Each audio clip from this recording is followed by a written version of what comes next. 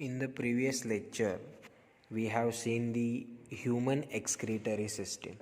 Okay, in that we have seen various parts included under the excretory system of human being. Okay, in that the major organ for the excretory system is nothing but the kidney, and in that kidney there is one of the component or one of the unit which is functioning very much. Okay, that is called as nephron. Okay, in this lecture we are going to see the nephron. Okay, nephron, its structure, its function we are going to see. So what is nephron? Nephron is nothing but the basic unit of the kidney. Okay, म्हणजे जर या लेक्चरला आपण काय बघणार आहे तर नेफ्रॉनचं structure आणि त्याचं फंक्शन आपण बघणार आहे. ओके, म्हणजे आता हा नेफ्रॉन कुठे प्रेझेंट असतो तर आपण जी किडनी बघितलेली आहे, एलएस ऑफ किडनी आपण बघितलेली आहे, त्याच्यामध्ये पार्ट्स आहेत. ओके, की ज्याच्यामध्ये रिनल पिरॅमिड्स आपण बघितलेले आहे आणि या रिनल पिरॅमिड्सच्या म्हणजे कॉर्टेक्स रिजनमध्ये किंवा मेडुला आणि कॉर्टेक्समध्ये तुम्हाला नंबर ऑफ नेफ्रॉन्स बघायला मिळते. There are plenty of nephrons present within one kidney. Okay, so we are going to see nephron in this lecture. So starting with the nephron, the kidney produces urine by its functional unit called as the nephron. Okay, म्हणजे nephron हे काय आहे तर किडनीचं structural आणि functional unit आहे. मग याचं फंक्शन काय आहे तर युरिन प्रोड्यूस करायचं आहे. ओके, आपण बघितलेलं आहे की जी सिस्टीम आहे किडनीमध्ये युरिन प्रोड्यूस केलं जातं आणि मग ते ट्रॅकच्या माध्यमातून एक्सक्रिटरी सिस्टीमच्या माध्यमातून बॉडीच्या बाहेर टाकलं जातं. पण जे मेन फंक्शन आहे टू प्रोड्यूस युरिन म्हणजे युरिन तयार करण्याचं ते नेफ्रॉनच्या माध्यमातून केलं जातं, म्हणून याला फंक्शनल युनिट असे म्हणतात. First we will see the structure of nephron. You can see one diagram on your screen.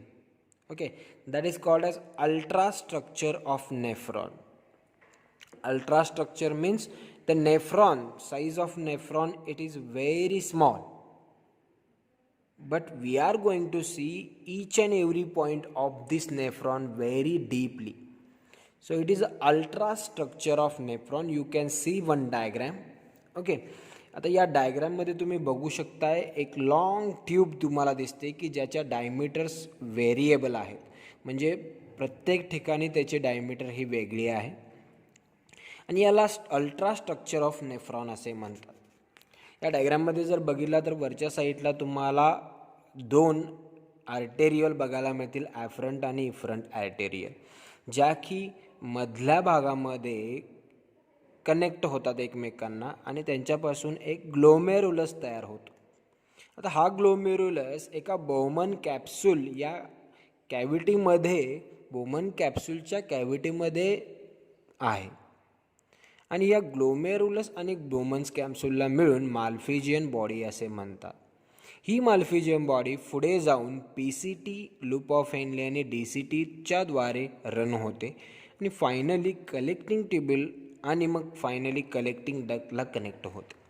याला वन नेफ्रॉन असे म्हणतात. असे मिलियन्स ऑफ नेफ्रॉन तुम्हाला किडनीमध्ये बघायला मिळतील. Okay, first we will see the structure of nephron. There are mainly two parts in the nephron. या डायग्राममध्ये सुद्धा तुम्ही बघू शकता एक्सप्लेनेशन, कारण तिथं लेबल केलेले आहेत. There are mainly two parts in the nephron, Malpighian body and renal tubule. म्हणजे दोन भाग आहेत, Malpighian body आणि renal tubule. So we will see both of them. First we will see Malpighian body. Okay, Malpighian body तुम्ही डायग्राममध्ये बघू शकता. It is the first part of nephron. म्हणजे नेफ्रॉनचा पहिला पार्ट कुठला आहे तर माल्फिजियन बॉडी. तुम्ही बघू शकताय सुरुवातच माल्फिजियन बॉडीपासून झालेली आहे. Malpighian body is 200 mm in diameter. तुम्ही बघू शकता या पूर्ण डायग्रॅममध्ये माल्फिजियम बॉडीची जी थिकनेस आहे किंवा डायमीटर आहे ती जास्त आहे. ती किती आहे? 200 mm इन डायमीटर आहे. The Malpighian body it is made up of 2 parts. म्हणजे माल्फिजियम बॉडी हे 2 पार्ट्सपासून बनलेले आहे. आता हे कुठले कुठले आहेत तर मी आधी सांगितलेलं आहे तुम्हाला. One is the glomerulus and second one is the Bowman's capsule. पहिल्यांदा आपण ग्लोमेरुलस म्हणजे काय बघूया. Okay, glomerulus in diagram you can C. Glomerulus it is a bunch of blood capillaries inside the Bowman's capsule. Okay, दोन्ही parts तुम्हाला दिसत आहेत तिथं, ग्लोमेरुलस आणि बोमन्स कॅप्सूल. तर ग्लोमेरुलस म्हणजे काय आहे? It is a bunch of blood capillaries inside the Bowman's capsule. Bowman's capsule तुम्हाला खाली दिसतोय, त्याच्यामध्ये एक कॅव्हिटी आहे आणि या कॅव्हिटीमध्ये ब्लड कॅपिलरीजचा एक बंच आहे. त्याला काय म्हटलेलं आहे? ग्लोमेरुलस असे म्हटलेलं आहे. The afferent arteriole enters the Malpighian body and efferent arteriole leaves the Malpighian body. या डायग्राममध्ये तुम्हाला ग्लोमेरुलसच्या वरती 2 आर्टेरियल्स बघायला मिळतील. एक उजव्या साईडला आहे, एक डाव्या साईडला आहे. ओके, ॲफरंट आर्टेरियल जी आहे, जी की आपल्या डाव्या साईडला आहे, ती माल्फिजियम बॉडीमध्ये एंट्री करते आणि इफरंट आर्टेरियल जी आहे ती माल्फिजियम बॉडीमधून बाहेर येते. तर या 2 आर्टेरियल्स इथं प्रेझेंट आहेत. Afferent arteriole it is wider than efferent arteriole. म्हणजे जी ॲफरंट आर्टेरियल आहे त्याची थिकनेस किंवा त्याचा डायमीटर जास्त आहे. कोणापेक्षा? तर इफरंट आर्टेरियलपेक्षा. And what is the function of that glomerulus? Glomerulus carries the ultra filtration. Means what is the main function of nephron? Ultra filtration and absorption. So ultra filtration it is takes place into the glomerulus.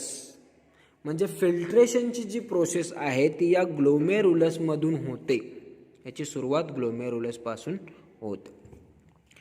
The second part is the Bowman's capsule. दुसरा part जो आहे तुम्हाला एक funnel shaped structure दिसतंय. Okay, फनेलसारखं एक structure दिसतंय. That is called as Bowman's capsule. It is a cup like structure with double wall. Okay, म्हणजे एक cup like structure, funnel like structure तुम्हाला दिसते की ज्याच्यामध्ये डबल वॉल आहे.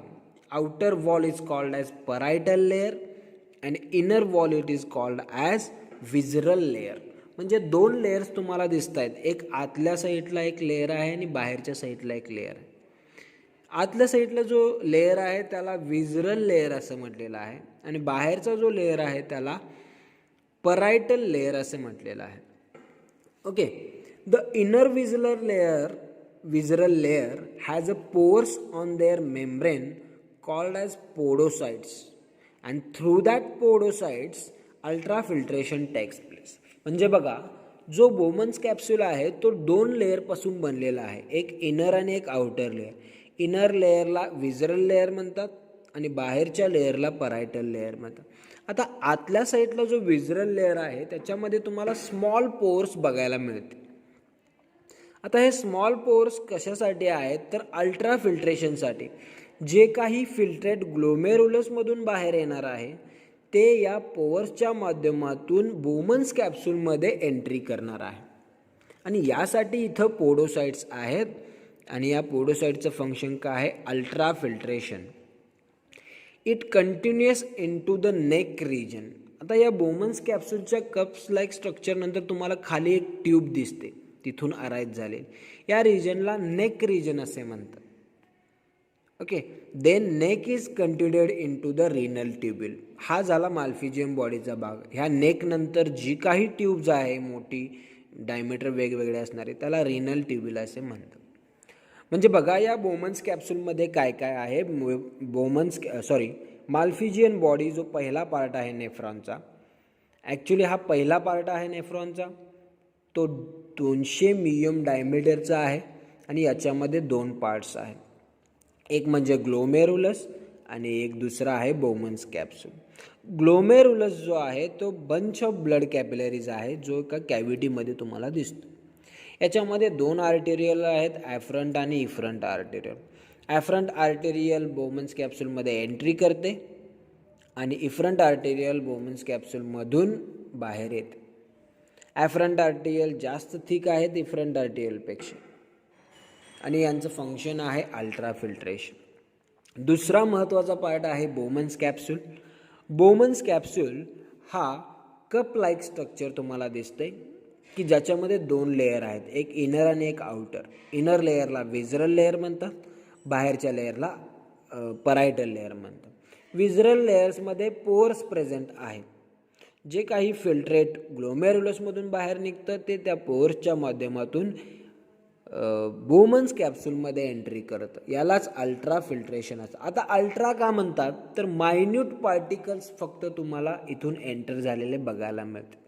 आता ब्लडमध्ये बरेचसे ब्लड कंपोनंट आहेत, ब्लड सेल्ससुद्धा आहेत, पण या ब्लड सेल्सची साईज मोठी असते त्यामुळे ते एंट्री करू शकत नाही. पण मायन्यूट जे पार्टिकल्स आहेत म्हणजे युरिया किंवा दुसरे कुठलेही सॉल्ट्स असू देत किंवा कार्बोहायड्रेट असू दे, ओके, हे सगळं याच्यामधून येऊ शकतं. ग्लुकोज असू दे, हे येऊ शकतं कारण ते मायन्यूट पार्टिकल्स आहेत. पण ब्लड सेल्स या मोठ्या असतात त्यामुळे ते येऊ शकत नाहीत. याला अल्ट्रा फिल्ट्रेशन असे म्हणतात. म्हणजे छोट्या छोट्या सबस्टन्स येऊ शकतात पण मोठे येऊ शकत नाहीत. That is called as ultra filtration. आणि that's it continuous into the neck region. आणि या नेक नंतरचा भाग जो आहे that is called as renal tubule. So second part in the structure of nephron is the renal tubule. आता जो पूर्ण ट्यूब जी दिसते तुम्हाला डायमीटर कमी जास्त असेल पण या पूर्ण ट्यूबला रिनल ट्यूब्यूल असे म्हणतात. रिनलचा अर्थ आहे kidney. Okay, renal is called as kidney. किडनीमध्ये असणारी ही जी ट्यूब आहे that is called as renal tubule. The renal tubule it is made up of proximal convoluted tubule, loop of Henle and distal convoluted tubule. Okay, म्हणजे ह्या renal tubule किती पार्ट्सपासून बनलेले आहेत? 3 पार्ट्सपासून. प्रॉक्सिमल कन्व्युलेटेड ट्यूब्यूल त्यालाच PCT असे म्हणतात. नंतर सेंटरला आहे लूप ऑफ हेनले आणि शेवटला आहे डिस्टल कन्व्युलेटेड ट्यूब्यूल त्यालाच DCT असे म्हणतात. डायग्राममध्ये तुम्ही बघू शकता. The renal tubule is about 4 to 6 centimetre long. याची लांबी किती असू शकते? 4 ते 6 सेंटीमीटरपर्यंत असू शकते. अशा मिलियन्स नेफ्रॉन तुम्हाला एका किडनीमध्ये बघायला मिळते. विचार करा किती ट्यूब्स असतील इथे मग. Okay, so first part is the PCT, proximal convoluted tubule. आता हे काय आहे बघा. It is highly called part of the highly coiled part after the neck region. Neck रिजनच्या लगेच खाली तुम्हाला एक कॉइल्ड ट्यूब दिसेल. म्हणजे इथं बघा हा जो रिजन आहे तो जास्त कॉइल झालेला आहे. पहिल्यांदा खाली यू टर्न घेतो, परत वरून यू टर्न घेतो, परत एक टर्न घेतो. तर ही ट्यूब काय आहे जास्त तुम्हाला कॉइल्ड झालेली बघायला मिळेल. It is lined by cuboidal cells. म्हणजे यांच्यामध्ये क्युबायडल सेल्स प्रेझेंट आहेत, क्यूब लाईक सेल्स प्रेझेंट आहेत की ज्यांच्यामध्ये पोर्स तुम्हाला बघायला मिळेल.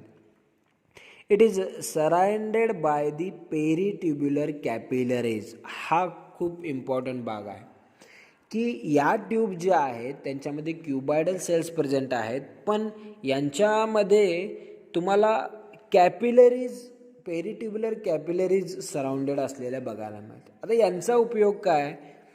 For the selective reabsorption.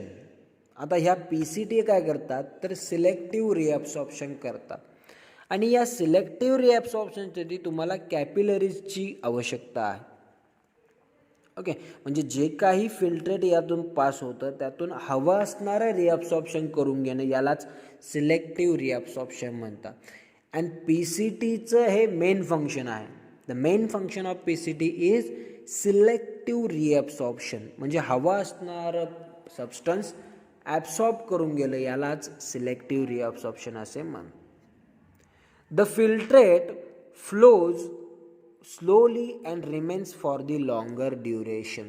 आता ह्या प्रॉक्झिमल कन्व्हर्टेड ट्युब्युलमध्ये जे फिल्ट्रेट आहे ते स्लोली पास होत असतं आणि जास्त पिरियडसाठी ते PCTमध्ये राहतं. Okay. Maximum reabsorption of the useful nutrients and water takes place at the PCT. म्हणजे हा जो PCTचा रिजन आहे, तुम्हाला एक नॉच दिसेल मध्ये की डायमीटर जिथून चेंज होते तिथंपर्यंतचा भाग, नेकपासून तिथंपर्यंतचा भाग हा PCTचा आहे. आणि याच्यामध्ये डायमीटर जास्त असल्यामुळे जास्तीत जास्त रिअब्सॉर्प्शन इथंच केलं जातं. वॉटर असेल, ग्लुकोज असेल, अजून बाकीचे जे काही सॉल्ट्स असतील, या सगळ्यांचं रिअब्सॉर्प्शन जास्तीत जास्त PCTमध्येच केलं जातं. आणि काही प्रमाणात वॉटरचं रिअब्सॉर्प्शनसुद्धा PCTमध्ये तुम्हाला केलेलं बघायला मिळेल. The second part is loop of Henle. You can see in the diagram loop of Henle की ज्याची डायमीटर खूप छोटी आहे. बघा एकदम थिन ट्यूब दिसेल तुम्हाला लूप ऑफ हेनलेच. Okay. It is U shaped tube having descending and ascending limb. म्हणजे बघा डायग्राममध्ये तुम्हाला बघायला मिळेल PCT नंतर एक थिन ट्यूब बघायला मिळेल की ज्याचा यू शेप्ड स्ट्रक्चर आहे. ओके. ज्याच्यामध्ये डिसेंडिंग आणि असेंडिंग लिम्ब आहे. डिसेंडिंग म्हणजे काय तर खालच्या बाजूने जाणारे आणि असेंडिंग म्हणजे काय तर वरच्या बाजूने जाणार. एक ट्यूब जे आहे ते फिल्ट्रेट वरून खाली पाठवते, त्याला डिसेंडिंग लिम्ब म्हणतात. आणि एक ट्यूब अशी आहे की जी खालून वरती फिल्ट्रेट पाठवते, त्याला असेंडिंग लिम्ब असे म्हणतात. Okay. Descending limb is thin walled and permeable to water and ascending limb is thick walled and impermeable to water but permeable to the salts. आता एक गोष्ट लक्षात घ्या की दोन लिंब आहेत, असेंडिंग आणि डिसेंडिंग लिंब. त्यातली पहिली खाली येणारी जी लिंब आहे त्याला डिसेंडिंग लिंब असे म्हणतात, जी थिन वॉल्ड आहे. म्हणजे त्यांचा डायमीटर कमी आहे आणि वॉलसुद्धा कशी आहे, थिन आहे. अँड परमिएबल टू वॉटर, म्हणजे ही जी डिसेंडिंग लिंब आहे ती थिन वॉल्ड आहे आणि वॉटरला परमिएबल आहे. पण याच्या विरुद्ध असेंडिंग लिंब की जी फिल्ट्रेट खालून वर पाठवणार आहे, इट इज थिक वॉल्ड. त्याची वॉल कशी आहे, थिक आहे. And impermeable to water but permeable to salts. आता ह्या डिफरन्स आहे.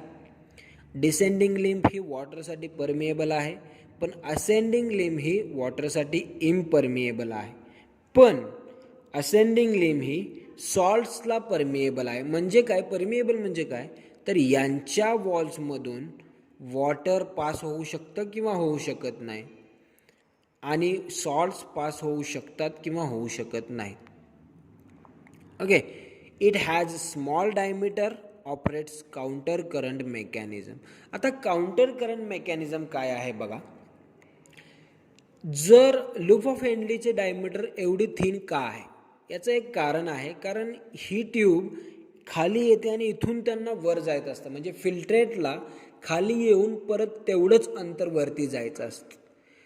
म्हणून इथं डायमीटर कमी आहे. आपल्याला माहीत आहे की एरिया कमी झाला की त्याच्यावर प्रेशर वाढतं.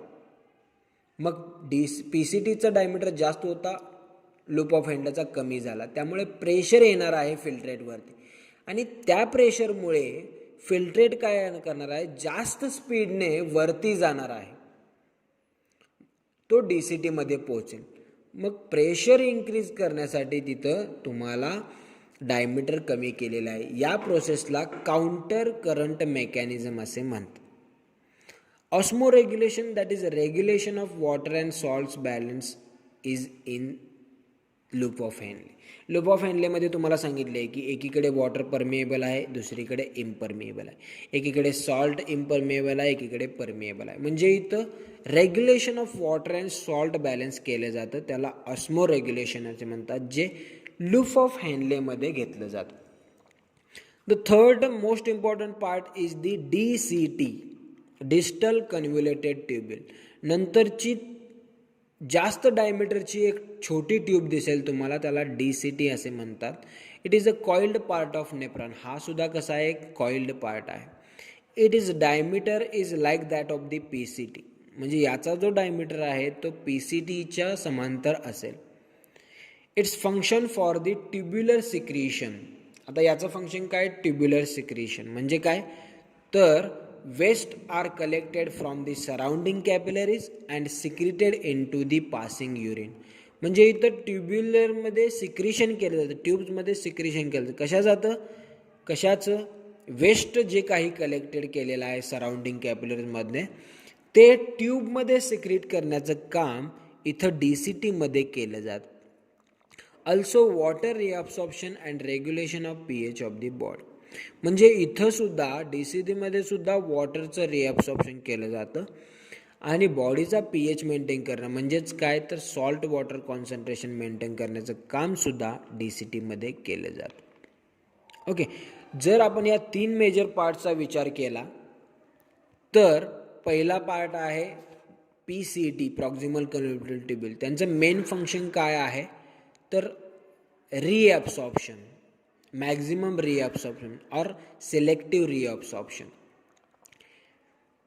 दुसरा जो पार्ट आहे लूप ऑफ हेनले, ओके, की ज्याच्यामध्ये pH ऑफ बॉडी मेंटेन केलं जातं.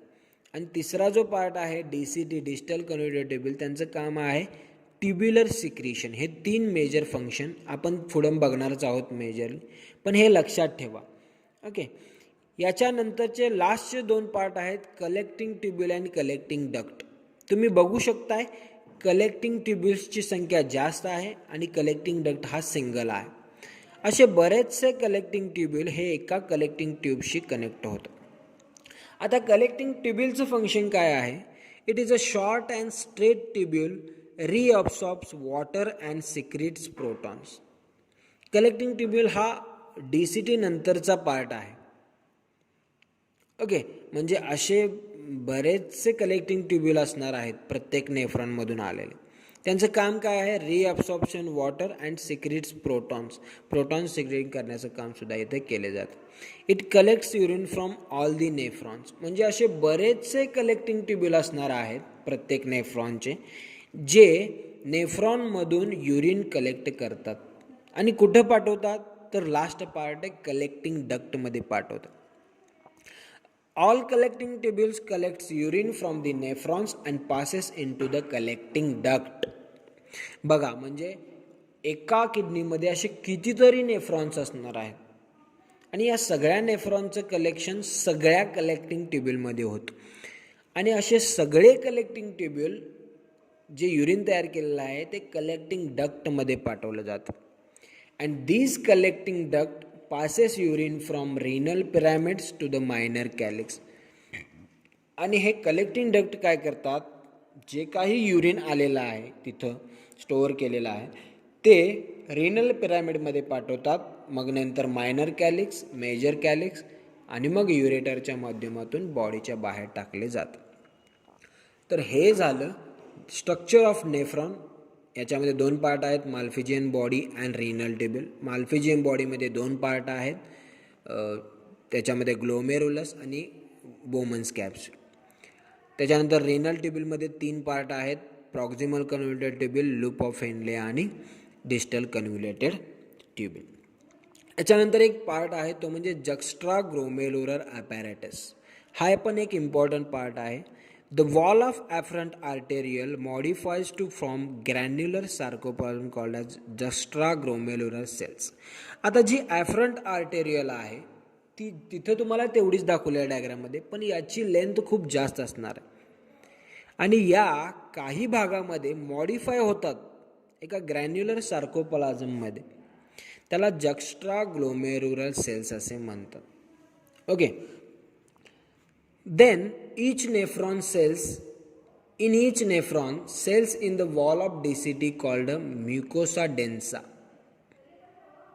ओके, म्हणजे DCTचा पार्ट तुम्हाला माहिती आहे की तिथं मेडुसा डेन्सा असतात. ओके, म्हणजे हा एक सेल्सचा भाग आहे जो DCTमध्ये असतो.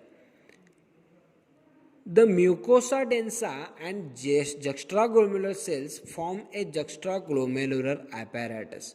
आता बघा, हा खूप महत्त्वाचा भाग आहे की ॲफरंट आर्टेरियल कुठेतरी मॉडिफाय होतात जक्स्ट्राग्लोमेरुलर सेल्समध्ये आणि DCTमध्ये तुम्हाला म्युकोसा डेन्सा सेल्स बघायला मिळतात. ओके, आणि इथं काय केलं जातं तर जक्स्ट्रा ग्लोमेरुलर ॲपॅरेटस म्हणजे नेफ्रॉन आणि आर्टेरियल्स यांच्यामध्ये जी काही देवाणघेवाण होणार आहे ती या जक्स्ट्रा ग्लोमेरुलर ॲपॅरेटसच्या माध्यमातूनच होणार आहे. And that juxtaglomerular apparatus play important role in the blood pressure regulation within the kidney. म्हणजे ब्लड प्रेशर जे आहे ते रेग्युलेशन करण्याचं काम हे जक्स्ट्राग्लोमेरुलर ॲपॅरेटसच्या माध्यमातून केलं. समजा ब्लड प्रेशर जास्त असेल आणि फिल्ट्रेशन जर वर ताण पडत असेल तर या माध्यमातून सुद्धा जे काही टॉक्झिक सबस्टन्स असणार आहेत ते DCTमध्ये पाठवण्याचं कामसुद्धा इथं केले जातं. So that is about the structure of nephron. I think you may understand this is very simple part, त्याचे स्ट्रक्चर, त्याचे पार्ट्स आणि त्याचे function. In the next lecture we are going to see the urine formation that is depending on the nephron. म्हणजे नेफ्रॉनमध्ये जे parts आहेत त्याच्यावरूनच urine formation आपल्याला समजेल. Okay, thank you.